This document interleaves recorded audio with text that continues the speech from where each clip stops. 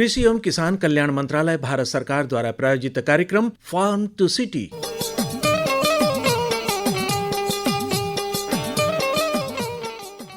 नमस्ते मित्रों, आज के इस अंक में आपके साथ हूं मैं डॉक्टर नगेंद्र सिंह रघुवंशी। हर जोखिम से निकल कर फसल आए, सुरक्षित हो जाए।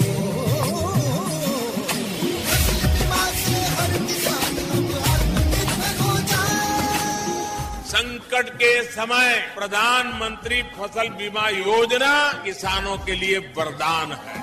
अब सूखा पड़े या बाढ़ आ जाए कोई डर नहीं। अब ओले पड़े या कीट पतंगे फसल खा जाए कोई फिक्र नहीं, क्योंकि हमने लिया है प्रधानमंत्री फसल बीमा। बुआई से फसल कटाई तक हर जोखिम का दावा, न्यूनतम प्रीमियम पर अधिकतम भुगतान का वादा। योजना से हर साल जुड़ रहे हैं 5 करोड़ से ज्यादा किसान। अब आपकी है बारी। नजदीकी कृषि कार्यालय, सहकारी समिति, बैंक शाखा, अधिकृत बीमा कंपनी या जन सेवा केंद्र में स्वेच्छा से करा सकते हैं पंजीकरण। फसल बीमा पोर्टल या फसल बीमा ऐप द्वारा भी कराया जा सकता है पंजीकरण। प्रधानमंत्री फसल बीमा योजना, आपकी फसलों का संपूर्ण सुरक्षा कवच। कृषि एवं किसान कल्याण मंत्रालय। फार्म टू सिटी के आज के अंक में हमारे साथ हैं डॉक्टर विवेक कुमार त्रिपाठी। आप डीन और उद्यान विभाग के हेड के रूप में कार्य कर रहे हैं चंद्रशेखर आजाद कृषि एवं प्रौद्योगिकी विश्वविद्यालय कानपुर में। डॉक्टर साहब, स्वागत है आपका आकाशवाणी के स्टूडियो में। किचन गार्डन के पौधे और इनकी उपयोगिता पर हम लोग बातचीत करने के लिए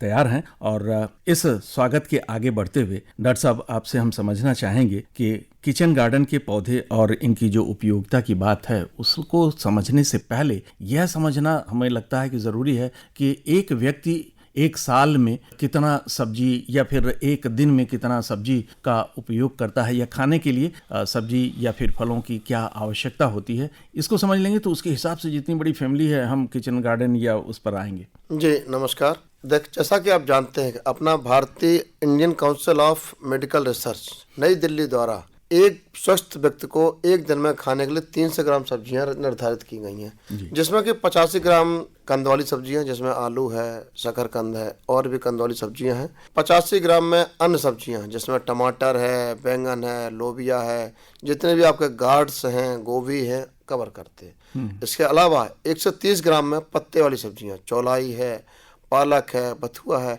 इन सबको मिला के 300 ग्राम एक व्यक्ति को प्रतिदिन सब्जी चाहिए।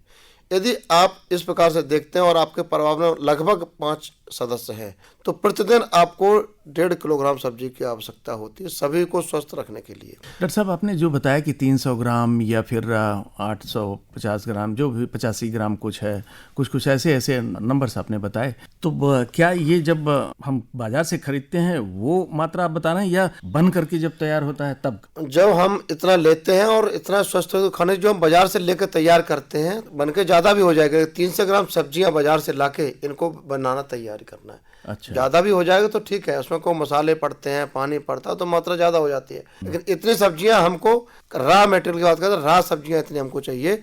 उसके बाद यदि 5 मेंबर हैं तो एक दिन में 1.5 किलोग्राम और एक साल में लगभग 5.5 से 6 कुंटल सब्जियां प्रति परिवार को आवश्यक होती है। प्रति परिवार का क्या तात्पर्य है? प्रति परिवार से हमारा तात्पर्य एक परिवार जिसमें 5 सदस्य हों, 5 सदस्यों के लिए 5.5 से 6 कुंटल सब्जियां अपने ही लोगों इधर रिश्तेदार और ज़्यादा आते हैं, मिलने वाले ज़्यादा आते हैं, पार्टी वगैरह रखनी है तो उसकी मात्रा बढ़ जाएगी। अन्यथा 5 लोगों के लिए एक साल में ये सब्जियां आवश्यक है। और 2 लोग हैं या 3 लोग हैं तो उसका आधा कर लें। हाँ, सब्जियां एक को मैंने कहा कि एक व्यक्ति को एक दिन में 1.5 किलो सब्जी चाहिए। बहुत बढ़िया बात है, ये तो रही आंकड़ा निकालने के लिए रहा। और इससे सहूलियत ये होगी कि जब हम अपने यहाँ किचन गार्डन की शुरुआत करेंगे तो उतने ही बड़े पैमाने पर करेंगे कि अपनी छत कितनी बड़ी है उसके कितने हिस्से में इसको करें। लेकिन उस पर आने से पहले हम जानना चाहेंगे कि स्वास्थ्य के दृष्टिकोण से अगर हम इसे समझना चाहें तो क्या समझें? देखिए, जहाँ तक इस बात करते सब्जियों का उत्पादन किचन गार्डन का मेरा तात्पर्य जो होता है वो जमीन आपकी हो और कहीं भी जिसमें धूप आती हो, पानी का भराव ना होता हो और उस पर आप सभी लोग मिलकर घर का काम करें, जिसका फायदा ही रहता है कि ताजी सब्जियां आपको मिलती हैं क्योंकि स्वयं की उगाई होती है तो रसायन मुक्त रहती है, कोई रसायन नहीं पड़ता है। साथ ही आपको अपनी चॉइस, जैसे हम कोई सब्जी अच्छी ज़्यादा चाहते हैं उसकी मात्रा घटा बढ़ा सकते हैं, उसको भी बढ़ा सकते हैं और जब चाहिए उतनी मात्रा में हम ताजी सब्जियां तोड़ सकते हैं। इससे यह रहता है कि हमारा स्वास्थ्य अच्छा रहता है। हम मनोरंजन के रूप में अपने सभी लोग बैठ गए, कोई निराई कर रहा है, कोई गुड़ाई कर रहा है, कोई खरपतवार में कुछ ना कुछ काम करते। बहुत अच्छी बात है कि ये पहलू भी उससे जुड़ा हुआ है और इससे हमारा स्वास्थ्य भी निश्चित रूप से सही होगा ही। और एक हमें लगता है कि सृजनशीलता जो होती है हर व्यक्ति में, उसके मन मस्तिष्क में ज़रूर रहता है कि सृजन करने का, वो चाहे किसी भी क्षेत्र का हो, वह भी सुदृढ़ होता है, बढ़ता है। रचनात्मक कार्य में इसमें बढ़ते हैं, जितना रचनात्मक होगा, उसने सोचा कि यहाँ से ये चीज़ अलग हटाएं, तो सभी का मिलजुल के मेल मिलाप बढ़ता है, तो रचनात्मक कार्य करने की क्रिया भी इसमें बढ़ जाती है। जी, तो अच्छा डॉक्टर साहब, जितनी सब्जियों का नाम आपने लिया वो स्वास्थ्य की दृष्टि है, अगर हम देखें जैसे 300 ग्राम आपने बताया लेना है, तो उस 300 ग्राम में कितना न्यूट्रिशन मिल रहा है, किस किस तरह का न्यूट्रिशन मिल रहा है, इसका भी ध्यान रखना होता है, उसके अनुसार चलें। इसमें इसलिए जल वाली सब्जियां, तने वाली और फल वाली सब्जियां और ये लीफी वेजिटेबल्स, क्योंकि हमें विटामिन ए ज़्यादा चाहिए होता है, उसमें पीली वाली सब्जियां रखते हैं और पत्ते वाली सब्जियां रखते हैं। विटामिन सी के लिए खट्टी सब्जियां रखते हैं, विटामिन ए बता दिया, सी के लिए, और जो भी अन्य पोषक तत्व हैं, मिनरल न्यूट्रिएंट्स हैं, कैल्शियम है और आयरन है, फास्फोरस, जो भी सभी हैं, तो इन तत्वों की भरपूर मात्रा इन सब्जियों से आपको मिल जाती है। साथ साथ ये ध्यान रखते हैं कि कुछ फल भी किचन गार्डन में लगाना आवश्यक होता है, जिससे कुछ फलों की डिमांड जो हमारी 100 ग्राम प्रतिदिन होती है, वो भी सीजन के हिसाब से कंप्लीट होती रहती है। इसके लिए आप उत्तर पश्चिम दिशा में फल पौधे लगाते हैं, इसमें पपीता के 1-2 पौधे लगा देंगे तो आपका परिवार चलता रहेगा। कम बढ़ने वाले हों और गायरोडासिस वैरायटी लगाएं, जैसे पूसा नन्ना है और पूसा डेलिशियस है, पूसा मैजेस्टी, तो छोटे रहते हैं और हर पेड़ पर फल देता है, इन पपीता में लगाएं। अच्छा डॉक्टर साहब, उत्तर पूर्व की दिशा आपने बताया कि उधर उत्तर पश्चिम में। अच्छा, उत्तर पश्चिम में उधर क्या धूप ज्यादा आती है, प्रकाश ज्यादा आता है, इस वजह से करते हैं या कुछ और कारण है? उत्तर पश्चिम में लगाने का हमारा फल वृक्ष लगाने का कारण ये होता है कि जब सूर्य सुबह निकलता है तो पूर्व से निकलता है, तो सभी सब्जियों को धूप मिले। दक्षिण दिशा में सूर्य छिप रहता, घूम के जाता, तो वहां से सूर्य मिले, और पश्चिम से जब तेज हवाएं चलती है, उसकी छाया हमें सब्जियों पर न पड़े, जो सब्जियां बढ़ने वाली चलती रहें। उत्तर से गर्म हवाएं आती, उनको रोकने के लिए उत्तर पश्चिम दिशा में हम सब्जियों को ज़्यादा लगाते हैं, पूर्व और दक्षिण में नहीं लगाते हैं। तो एटमॉस्फेयर के अनुसार होता है ये कि जो भी गतिविधियां चल रही हैं, चाहे वो प्रकाश की हो, हवा की हो या फिर वर्षा की हो, इन सब स्थितियों को देखते हुए अगर हम आगे बढ़ते हैं तो बेहतर होता है। डॉक्टर साहब, एक थोड़ा सा यहाँ अपनी बातों को रोकते हुए करेंगे थोड़ा सा एंटरटेनमेंट के लिए, क्योंकि ज़रूरी होता है वह भी। अगर आपकी पसंद का कोई गाना हो जिसे आप बता सकें, जिस कि और लोग भी सुन लें कि आपको क्या पसंद है। मौसम सुहाना है, सब रंगीन है, तो नीले गगन के तले एक गाना है, तो वो सुना जाए तो अच्छा रहेगा। बहुत बढ़िया है और बहुत पसंद है, मुझे भी ये गाना बहुत पसंद है उसमें, तो सुनते हैं इस गाने को।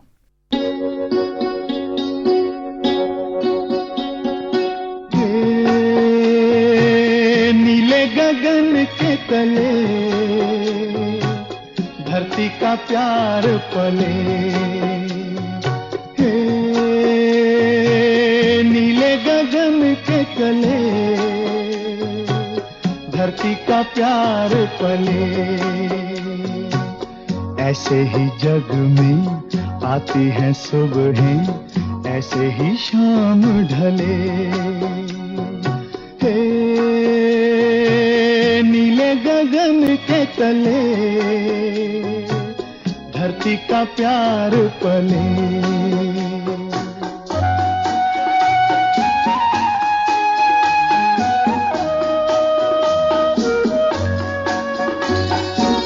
शबनम के मोती फूलों पे बिखरे, दोनों की आस फले, नीले गगन के तले धरती का प्यार पले।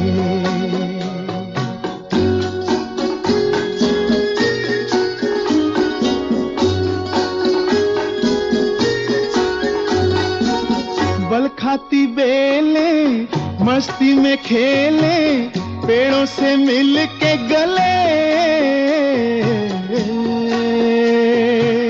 नीले गगन के तले धरती का प्यार पले।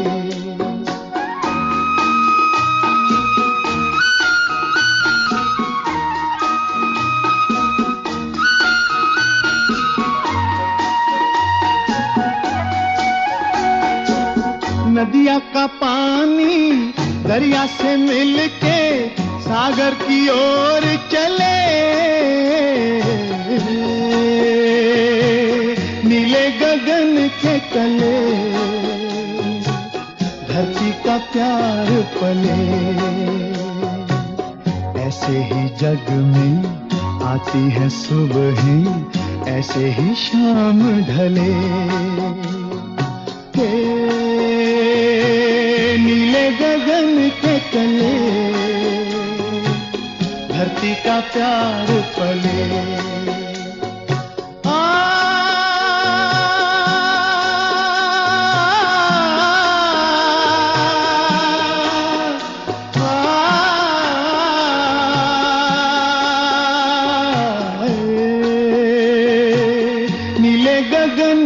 तले धरती का प्यार पले, हे ला ला ला ला ला ला ला ला ला ला ला।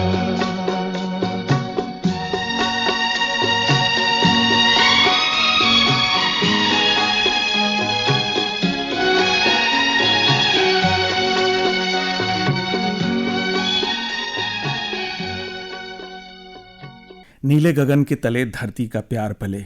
धरती और गगन ये दो मिलकर के ही हमारी कोई भी वानस्पतिक का जो बढ़वार के लिए या फिर उसके सर्वाइवल के लिए ज़रूरी होता है, काफ़ी कुछ नियंत्रित करते हैं और उसी के अनुसार बढ़वार होती है और फल मिलते हैं या सब्जी या कहें कि उत्पाद मिलते हैं, वो ज़्यादा अच्छा होगा। डॉक्टर साहब एक बात और, अभी तक तो सब्जियों पर हम लोग सीमित रहे, लेकिन फलों की बात भी करनी चाहिए।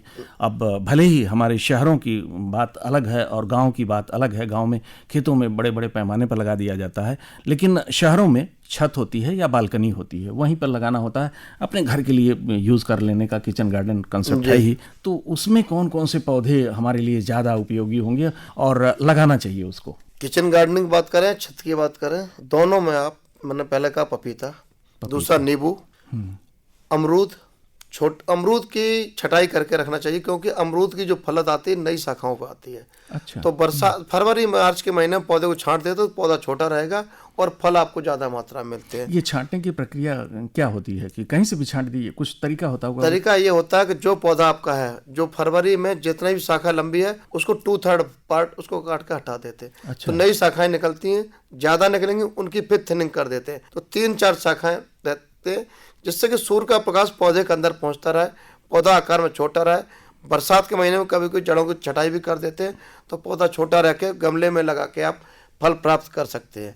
अंगूर उत्तर भारत में परलेट जाति बहुत अच्छी फल देती है, और अनार का पौधा गणेश है, ढोल का है, इसको भी छत पर आप लगा सकते हैं। अंगूर डॉक्टर साहब अपने यहाँ होता है क्या? हाँ, अंगूर की परलेट प्रजाति उत्तर में अच्छे फल देगी। परलेट ये कहीं अगर जानकारी हो तो कहाँ मिलेगा? और भी अच्छा? आपको लखनऊ CISH से भी मिल जाएगा आपको। अच्छा। और गवर्नमेंट की जो नर्सरी है वहाँ उत्तर भारत के लिए परलेट प्रजाति संस्तुत की गई। बहुत लोग हमसे पूछते रहते हैं कि अंगूर नहीं होता है, उसमें बीज हो जाता है। बढ़िया आपने वैरायटी बता दी है यहाँ के लिए, यहाँ के लिए अच्छी है। सब तो ये चीजें होनी चाहिए। और केला भी लगाने का केला लगाना है तो केला में G9 होता है, तो उसको बड़ी नाद में लगा के, और यदि किचन गार्डन में लगा तो जहाँ पानी का स्रोत हो, जहाँ पानी का भराव ना होता हो लेकिन नमी रहती है वहाँ पर लगाएं।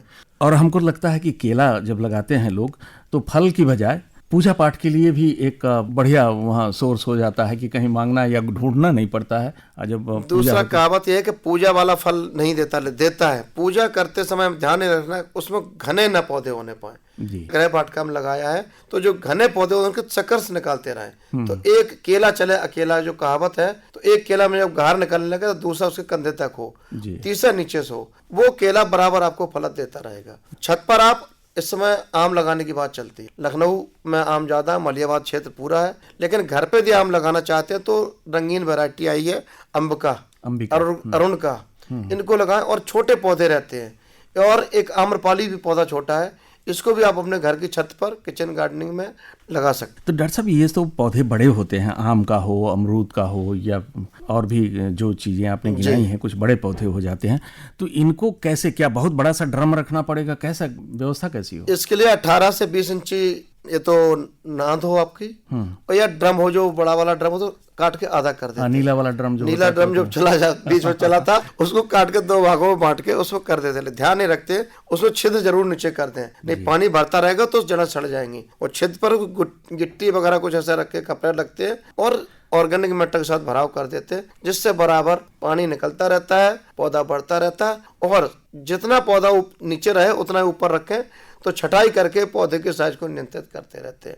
आम में छटाई ज्यादा आवश्यकता नहीं होती, लेकिन जब फलत आ जाती है मीन्स जून में, तो हल्की हल्की छटाई पूरी कर देते हैं, नई शाखाएं आती हैं, नए साल फलत मिलती है।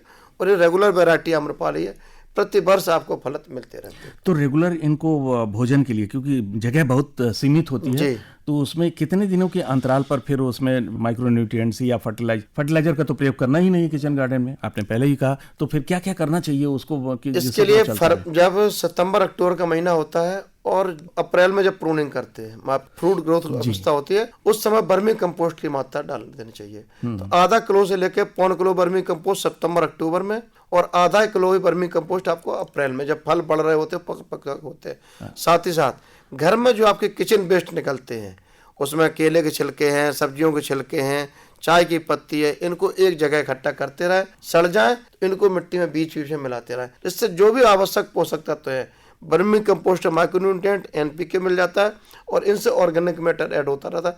तो आपकी सब्जियां अपने घर के ही अपने बेस्ट से चलती रहती, कोई भी रसायन, कोई भी कवकनाशी, कीटनाशी आपको नहीं डालना पड़ेगा। जब कवकनाशी, कीटनाशी की बात करते हैं तो नीम का तेल आता है, तो नीम का तेल आप बीच बीच में छिड़काव करते रहिए, उससे भी आपकी सब्जियां कीड़े मकोड़ों रहते रहेंगी और उसको कोई भी बीमारी, कीड़े नहीं लगने पाते। किचन गार्डन में डॉक्टर साहब लोग कहते हैं, पता नहीं कितना सही है कितना गलत, टोबैको जो होता है, ये जिसको खैनी भी लोग कह लेते हैं, उस पत्तियां जो होती हैं उसकी, उसको भी भिगो करके क्या उसके पानी का छिड़काव करना कारगर है, या केवल ये कहने भर? नहीं, बिल्कुल सही है। जितने भी जहरीली चीजें हैं, जैसे हम खाते हैं, हमको नुकसान होता तो कीड़ों को नुकसान करेगा। खैनी है, धतूरा है, सड़ा हुआ नीम के पत्ते हैं, गौमूत्र है, किंजा हुआ दही है, इन सबको मिला के एक सम्मिश्रण बना लेते, फिल्टर करके छान के पौधों पर छिड़काव करते, क्योंकि ये हमको नुकसान करता, कीड़ों को भी करेगा। किसी गंध ऐसी आती है तो कीड़े भाग जाते हैं।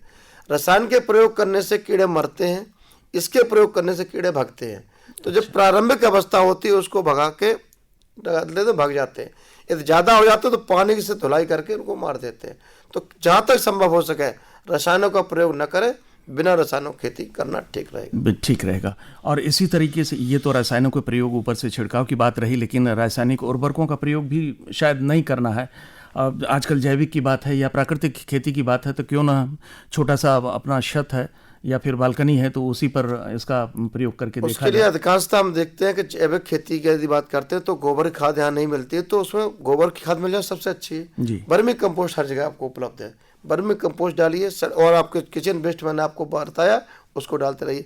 यदि कहीं आपको क्लोरोसिस वगैरह दिखती है, कहीं पत्तियां छोटी रह जाती हैं, तो माइक्रोन्यूट्रिएंट रूप में जिंक है, कॉपर है, बोरान है, तो ये रसायन हानिकारक नहीं है, ये माइक्रोन्यूट्रिएंट को डाल सकते हैं। थोड़ी बहुत मात्रा में हल्की नाइट्रोजन भी डालते हैं यूरिया के रूप में, तो नुकसान नहीं है। रासायनिक खादों से नुकसान नहीं होता, रसायन कीटनाशी से नुकसान ज्यादा हमें नुकसान करता है। इसीलिए इनका संतुलित उपयोग करते हुए आप अपनी खेती कर सकते हैं। बहुत अच्छी बात डॉक्टर साहब। और अभी जो इससे पहले कि आपकी पसंद का एक गाना हम लोगों ने सुना था, तो वो नीले गगन के तले धरती का प्यार पले, लेकिन इसी धरती पर और इसी नीले गगन के नीचे रहते हैं। निश्चित रूप से जब इन दो का मेल होता है तो एक मधुबन तैयार होता है, मधुबन खुशबू देता है। एक गाना ये भी है, ये मेरी पसंद का है, आपकी पसंद का हमने सुना और लोगों ने सुना, तो हमारी भी पसंद लगता है कि हाँ अच्छा एक उसका भी है। तो इस गाने को भी हम लोग सुनते हैं। मधुबन खुशबू देता है, सागर सावन देता है, जीना उसका जीना है, जो औरों को जीवन देता है, मधुबन खुशबू देता है।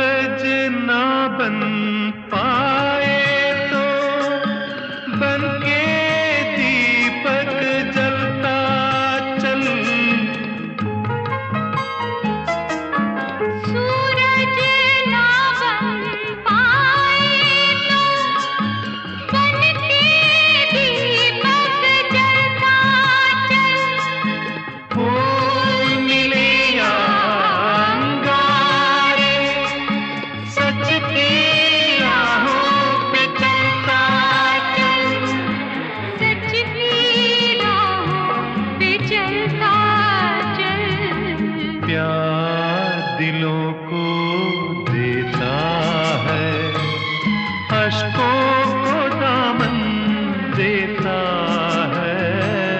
जीना उसका जीना है जो औरों को जीवन देता है। मधुबन खुशबू देता है, सागर सावन देता है, मधुबन खुशबू देता है।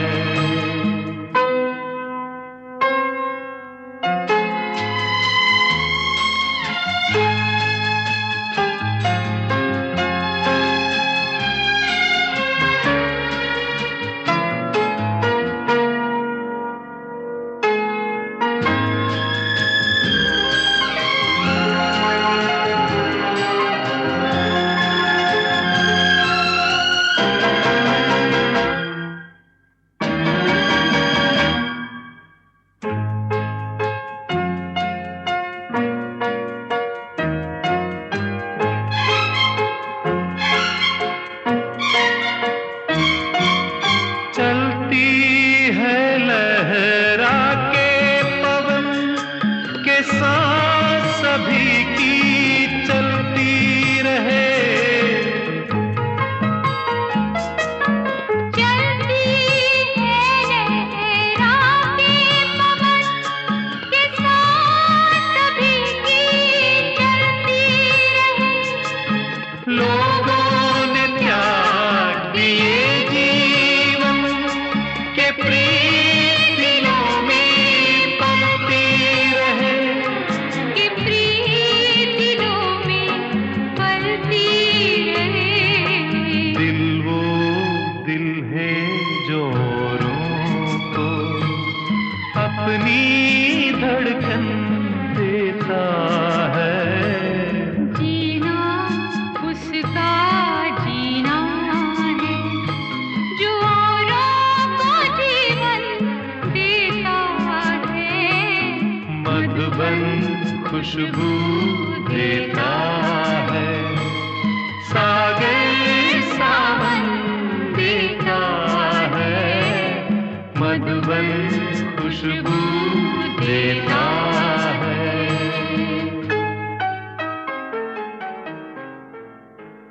ये मधुबन हमारे छतों पर जब आ जाता है तो निश्चय ही इसकी जो खुशबू भी है वह भी मिलेगी। एक बात इसी से जुड़ू, खुशबू की बात हुई तो कहते ये हैं कि जब छत पर या कहीं भी किचन गार्डनिंग कर रहे हैं आप या खेतों में भी, तो कहते हैं कि बीच बीच में गेंदा का पौधा लगा देने से कुछ कीड़े नहीं आते हैं, कुछ खास तरह के होते हैं, वो नियंत्रित हो जाता है। तो क्या अपनी छत पर भी ऐसा कॉम्बिनेशन बैठाया जाना चाहिए? जहाँ पर आप किचन गार्डनिंग कर रहे हैं या छत पर जो गार्डनिंग कर रहे हैं तो इसमें गेंदा लगाने से दो फायदा है। उससे पॉलिनेशन के लिए मक्खियाँ आकर्षित होती हैं तो पॉलिनेशन अच्छा होता है। जड़ों में ऐसे तत्व पाए जाते हैं जिससे निमेटोड नहीं होते हैं। अच्छा, तो निमेटोड का नियंत्रण होता है तो आपको बिना रसायन के जो पहले बात हो रही थी वो इससे हो जाती है। और फूलों से मधुमक्खी का आकर्षण होने से पॉलिनेशन अच्छा होता है और पॉलिनेशन अच्छा होने से हमारा उत्पादन अधिक होता है। ये तो उत्पादन एक साइंटिस्ट की वजह से आप ऐसा बोलेंगे, लेकिन हम ये समझते हैं कि हमें पूजा पाठ के लिए फूलों की जरूरत है तो वो मिलते रहेंगे अपने किचन गार्डन से। खाने की भी हो गई और पूजा पाठ की भी चीज़ें हो गई तो ये और अच्छा होगा। लेकिन डॉक्टर साहब शुरू में आपने गिनाया था जैसे कि धनिया है, पालक है, इन सबको हम लगा सकते हैं, तो इनके बीज कब लगाने चाहिए और वो कैसे होने चाहिए, जिसको हम कहते हैं वो फसल चक्र। लेकिन यहाँ अगर हम कहें तो समय चक्र की बात ज़्यादा शहरों में समझ में आएगी, तो वो समय चक्र क्या हो सकता है? इसके लिए देखिए, हम फसलों को या अपने सब किचन गार्डन के हिसाब से अपने जो ज़मीन होती है उसको 10 से 12 क्यारियों में 20 अलग अलग क्यारियों में बांट लेते हैं। एक क्यारी में कुछ अंतराल पर सब्जियां बोते हैं। तो जब जनवरी से जो जून में सब्जियां बोते हैं वो फरवरी तक चलती हैं। हमारा समय चल रहा है तो उसमें है मिर्च है जी, लोबिया है, बैंगन है, सलजम है, फूल गोभी है और आपकी भिंडी है, मेथी है, टमाटर है, ग्वार है, चौलाई, मूली, पालक और शकरकंद। इनको कुछ अंतराल पर 8-10 दिन के अंतराल पर धीरे धीरे करके अलग अलग क्यारियों में बुवाई करते रहते हैं, जिससे कि आपको फरवरी तक आपको सब्जियां मिलती रहती है। जब फरवरी का महीना खत्म होता है और जो क्यारी आगे पीछे 10 दिन पहले भी खाली हुई, 10 दिन बाद हुई, तो कम समय में बढ़ने वाली सब्जियां जो फरवरी में बोएंगे अप्रैल तक चलें केवल, जिसमें मूली फिर से, आलू, टमाटर, भिंडी, मटर, प्याज, सलजम, लोबिया और गाजर मूली को मिक्स करके भी लगा देते हैं, पत्ता गोभी, फूल गोभी और कुकर बीट्स जी। इस समय लोग आते हैं, वो फरवरी अप्रैल मई तक आपको चलते रहते हैं। अप्रैल में फिर बुवाई करके जो मई में ही खत्म हो जाएंगे, क्योंकि जून में नए सीजन चलेंगे। वो कम समय में बढ़ने वाली चौलाई है, कद्दू है, करेला है, खीरा है, पालक, टिंडा, खरबूजा और घुइयाँ वगैरह लगा देते हैं। तो आपको इस प्रकार से राउंड द ईयर अपने किचन गार्डन से कुछ ना कुछ सब्जी मिलके आपके डेली यूज के लिए मिलता रहता है। डॉक्टर साहब, शहरों में इतना बड़ा क्षेत्र बहुत कम लोगों का ही होता है।